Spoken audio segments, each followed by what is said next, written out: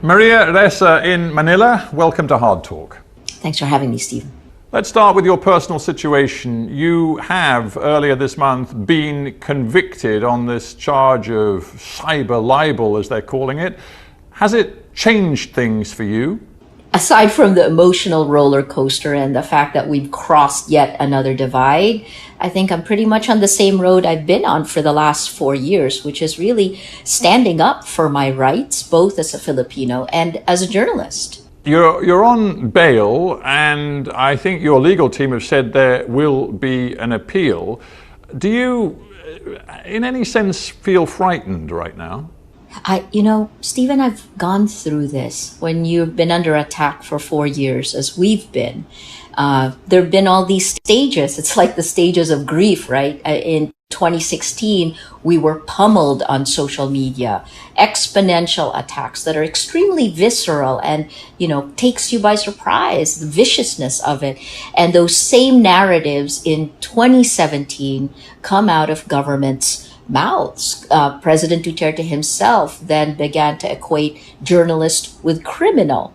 And then in 2018, 11 cases and investigations. I was in and out talking to officials. And 2019, the filing of these cases. I have 8 arrest warrants against me that were filed that year. That was only last year. And I was arrested twice, detained once. I feel like Alice in Wonderland, and I'm down in a rabbit hole. I'm going out, and I'm going to walk out. This verdict that happened on cyber libel, a story we published before the law we allegedly violated, was even in effect. Cements it now, right? That 2016, they're journalists are criminals. In 2020, after the weaponization of social media, the weaponization of the law, now I'm convicted. That's the death of 1,000 cuts of our democracy. There is no doubt that it is not just you that has suffered from repressive tactics coming from government agencies. We can all see that. But nonetheless, the notion that all sorts of freedom of expression are now curtailed and eliminated in the Philippines surely isn't right. If one looks at your country today, there is still a multitude of diverse opinion across the spectrum of politics in different platforms on the media, not least Rappler itself. After all, your website hasn't been shut down. It continues to this day. It has millions of eyeballs on it every single month. The Philippines is not North Korea, nothing like. Well, who would want to be North Korea, right? In the end, the Philippines is also living under a climate of fear and violence. In fact, when I last interviewed President Duterte, when he was already president, I was one of 4 journalists he gave an interview to in December of 2016. I asked him that specifically. I said, Mr. President, now that you're in charge of actually protecting the Constitution, is it necessary to use violence? And he said, yes. He said it's necessary to use violence and fear. So while you see what looks like a multitude of voices, imagine that those voices also have a Damocles sword hanging over their heads. During our pandemic, people were, based on their posts on social media, people were arrested. I think there's a good veneer of legality for all of these, but we've certainly felt the walls closing in. In order to be able to continue publishing as Rappler, look what I've had to go through. I'm not a criminal, I'm just a journalist. And obviously, my show is called Hard Talk, so I have to take seriously the charges against you, because as you've indicated that the libel is the least of it. You still face allegations of, my goodness, what a list, fraud, tax evasion, receiving money from the CIA. I mean, you could be in court for years and years to come. The only thing I can say is that these charges, the 8 criminal charges I'm facing, fall into 3 buckets. The first is cyber libel. The second is securities fraud. And in that, we'll throw in foreign ownership or foreign control, something violating something called the anti-dummy law. And then the third is tax evasion. And again, just like the first case, we were charged with tax evasion about 6 months after we received a prize, an award from the government for being a top corporate taxpayer. Then a little more than 6 months later, we're tax evaders, pushed on social media. And in addition to that, to make this charge, they actually had to redefine Rappler from news organization to a dealer in securities. So sure, let's do hard talk. I feel like as a reporter, as someone running a news organization, I give the government and the president the respect that the office demands, I think, but the kinds of death by 1,000 cuts that we've had to absorb just to do our jobs, just to continue doing investigative reporting. I've never lived through anything like this. And I covered Southeast Asia's transition from authoritarian one-man rule to democracy, starting here in the Philippines in 1986. Maria Ressa, do you think the Filipino public care about your fate and indeed the fate of other journalists in your country? Because one looks at Duterte's approval ratings, they are consistently above 80% approval, the kind of figure that other leaders around the world could only dream about. And the Filipino public are well aware of what he's doing to the press. I think there are two answers to that question. The first one is the kinds of the propaganda machine and how it uses technology to essentially use it as a behavioral modification system. And I can explain that more later. But the propaganda is exponential and it lifts. When you hear President Duterte is the best, the defender of the poor, even though it's the poor who are dying in the drug war, right? So that's the first step. I think, the age of social media, statistical surveys haven't been able to keep up with these shifts. The second one is, do people care? Yes. And I can see that just based on what's happened. And I think this in particular in 2020, three things have happened. We've had a pandemic, the lockdown. We are just in our 14th week of a very security-driven, militaristic lockdown. It's a lockdown when President Duterte has told Filipinos to stay at home. And he told troops that if they come out, if we break quarantine, he told them to, and this is a direct quote, he said, shoot them dead. That did happen. Almost more than 60,000 people have been arrested during this time period. And because we're locked down, I think there's been more introspection. The second is the shutdown. I'm going to stop you there, if I may, yeah. because it's fascinating what you're saying, but I'm just wondering where your evidence is, because I look at the latest polling I can find in the Philippines. There's a company I'm sure you know well, Social Weather Stations, who are widely respected, and their measurements suggest that the Filipino public as a whole approves still of President Duterte's campaign against illegal drugs. They still seem to favor him, despite all of the controversy about his latest anti-terror law, which you and others have described as a fundamental threat to freedom of expression. That's the third one, right? That's the third one I was going to say, this anti-terror bill. You have to get real in a way. Everything you say about what Duterte is doing is not deterring a really big majority of Filipinos from giving him their backing. I think you have to look at the surveys and actually talk to the people who do the surveys. And the biggest question you have to ask them is, how do you count for fear? So before we went into lockdown, this was a question I asked all the time, because these surveys are done in the homes of people. They have their numbers, they know who they are. They're normally, their names are given by their village chiefs, the barangay captains. How do you account for fear, right? So not saying that President Duterte isn't popular, because I think his homespun, this kind of, the guy you want to have a beer with, the grandfather you want to have a beer with, that's the narrative. I think that's appealing. Yes, but having said that, how do you count for fear? Right? Interesting question. Even now, and I tell you what, that plants in my mind a different idea about fear. Maybe for you, and let's be honest, for a relatively elite personality living in a nice part of Manila, with perhaps more security than most Filipinos, it is easy for you to focus on the threats to freedom which you feel and the fear you talk about. But what about the other Filipinos whose fear is much more street level? It's much more about the insecurity. And your Rappler website has made a point of investigating the drugs war that Duterte has initiated for the last 3-4 years. But the drugs war, according to most Filipinos, has made their streets safer. Yes, they look at the fact that hardly any security personnel have been prosecuted for egregious use of violence, but they also look at the fact that thousands of drug dealers have been taken off the streets, and they like that. I think that's definitely the narrative, but if you dig deeper into the surveys, number one, and this is based on the UN report, one just released a few weeks ago, you can see that the people who die in the drug war are the poor. And you can also see in those surveys, it's not just the social weather stations, it's also Pulse Asia, you can see that President Duterte's support among the poorest of the poor has dwindled significantly compared to the AB, the people who are wealthy, who can cut the deals. You know, I always say there's three things that really characterize living under the age of Duterte. You have to do one of these three things. The 3 C's: corrupt, coerce, or co-opt.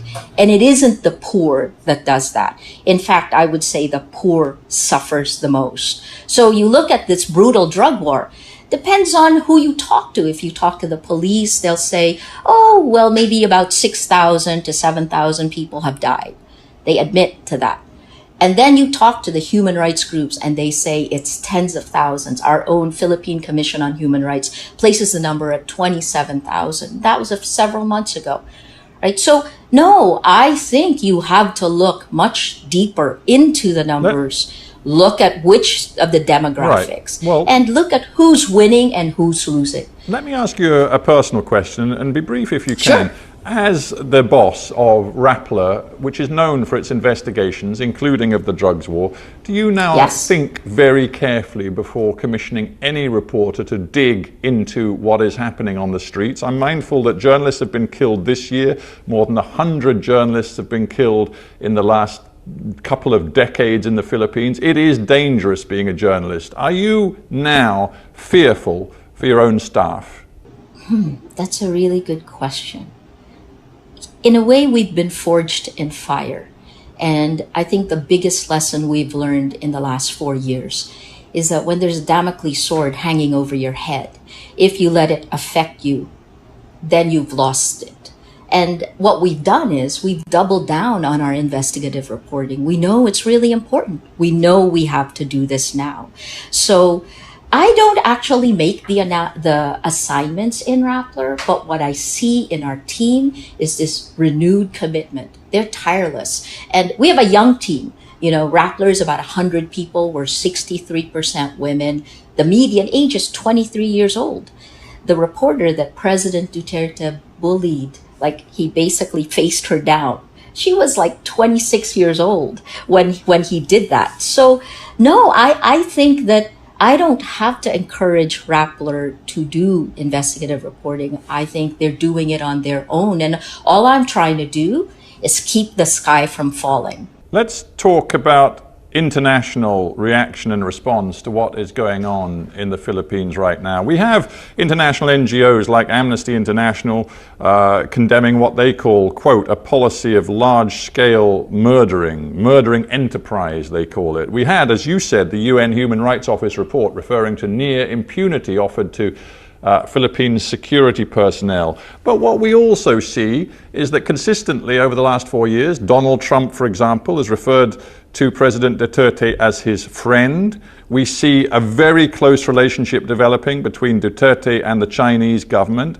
And we see, for example, that the International Criminal Court, which appeared to be ready to investigate what was happening in the Philippines, has essentially been neutralized because the Philippines has refused to recognize its legitimacy. The international community, frankly, has let you down, hasn't it? I wouldn't say that. What I would say is that the Philippines is punching above its weight in terms of determining the geopolitical power balance. It really is. When President Duterte took office by September, so he took office in May 2016. By September 2016, he was in Beijing. And he announced the pivot of the Philippines, a key country in the South China Sea conflict, right? What we call the West Philippine Sea. He announced that the Philippines would pivot away from the United States to China and Russia. He tosses this in. What's interesting is what happened when the United States pushed against what was happening in the drug war. Last December, the U.S. government actually took away the visa of the man who carried out the drug war. He was the Philippine National Police Chief. He's now a senator, Bato de la Rosa. They took away his visa under ARIA, and the Philippine government was so upset that they canceled part of a military bases agreement that has gone for a long time. This is a very strong relationship in the past. So the visiting forces agreement, the government canceled it. But here we go again. Just this month, the Philippine government gave notice that they were not going to cancel that, and it's back up. So my point, well, you're making my point for me, that whatever the detail of difficulties, geostrategic difficulties in a relationship between the United States and the Philippines, in the end, there seems to be a sort of brotherhood feeling between Donald Trump and Rodrigo Duterte. And it's not surprising, given that they are, you could argue, populists of a similar style. They have contempt for much of the media, which we've discussed. They both seem to see journalists, quote unquote, as enemies of the people. And they both, it is true to say, have found a way of communicating through social media, through using Twitter and Facebook platforms in a way that politically is extraordinarily successful. I would agree with you. And I think part of what's important, but let me first answer that question that you asked, which is, did it let me down? No, absolutely not. I understand the geopolitical power play at work here, but I think what you're seeing both in the Philippines and in the United States is very similar to what's happening in many democracies around the world, including in the UK. And this is the role of technology. Facebook is our internet in the Philippines. There's 71 million Filipinos. We spend the most time on the internet and on social media globally. And I think it's the 5th year running. That's Hootsuite and We Are Social. That's their number.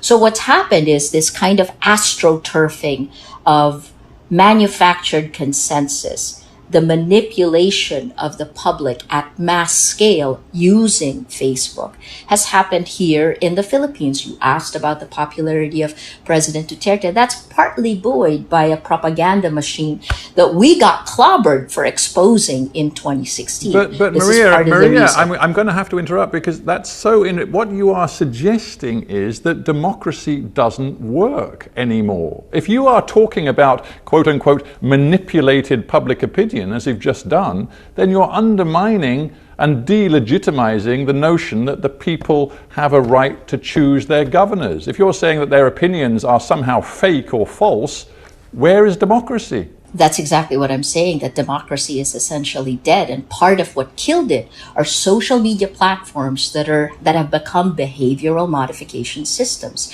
If you look at what's happened all around the world, starting in 2017, studies have shown that cheap armies on social media are cutting down democracy, rolling it back. In 2017, it was in 27 countries. In 2018, that doubled. In 2019, it was up to 70 countries. And these are different research studies, right? But so this is dangerous territory. Right now, this is, if I may say so, dangerous territory, because you're suggesting to me that President Duterte, in the end, is illegitimate and doesn't have a mandate, when patently, that's paper, not what I'm saying. This man has an extraordinary mandate.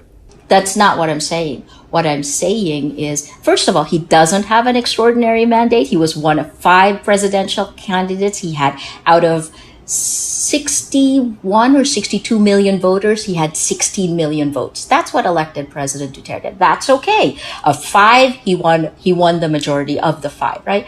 But beyond that, what I am saying is that The new information ecosystem actually allows lies laced with anger and hate to spread faster than facts. When a lie is told a million times in today's age, when I am attacked a million times with criminal, criminal, criminal, it becomes a fact. And this is what's wrong. Because if you don't have integrity of facts, you cannot have integrity of markets, and you certainly can't have integrity of elections. This is the problem with democracy.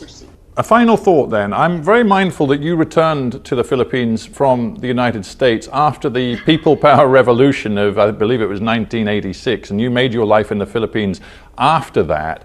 And there was so much hope around then of a different kind of politics in your country. Here's what one Filipino lawyer who moved to Australia recently has written, Jason Lamchek. He says, in terms of corruption, the post-people power governments became indistinguishable from the Marcos regime. The only difference was the rhetoric of human rights and democracy, which people have increasingly come to regard as a sham. Isn't that the truth? That Duterte is in power and, quote unquote, so successful because the post-people power politics of the Philippines simply failed the people?